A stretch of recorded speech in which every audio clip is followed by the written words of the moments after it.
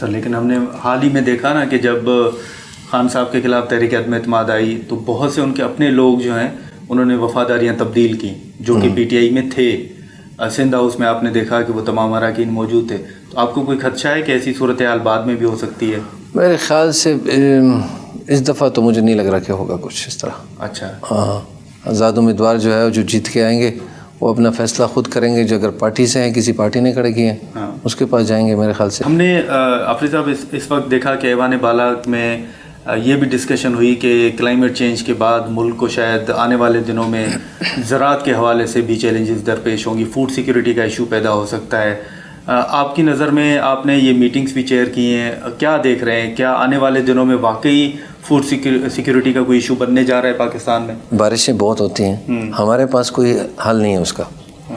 پچھلے سال اگر دیکھا جائے تو جتنا پانی آیا تھا اور کپاس ہماری خراب ہو گئی، ٹھیک ہے، جس کی وجہ سے ہمیں امپورٹ کرنا پڑا کپاس کو، جو ٹیکسٹائل انڈسٹری بند ہو گئی تھی.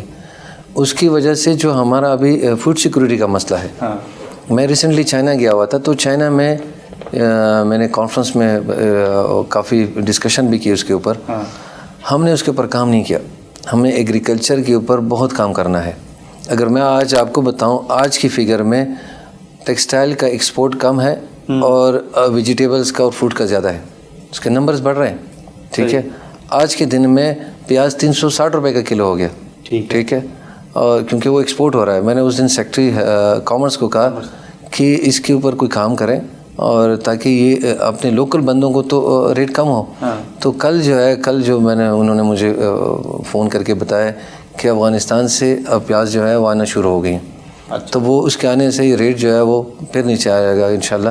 تو میں سمجھتا ہوں کہ فوڈ سیکیورٹی کا ایک بہت بڑا مسئلہ ہے. یہ کتنے سالوں میں آپ کو لگتا ہے کہ اگر صورت اگلے 20 سال میں ہم فوڈ سیکیورٹی کے اس خدشات میں گر چکے ہوں گے؟ اچھا جی، اور بہت ضروری ہے. اگر آج ہم اس کے اوپر کام نہیں کریں گے، ایگریکلچر کے اوپر کام نہیں کریں گے، میں آپ کو بتا رہا ہوں، اور بڑے خطرے کی بات ہے کہ اگر آج ہم یہ کام نہیں کریں گے تو ہمارے ہاں پانی کا مسئلہ اور فوڈ سیکیورٹی کا مسئلہ آنے والا ہے. سسٹینیبل ڈیولپمنٹ گولز کے اوپر ہمیں کام کرنا پڑے گا.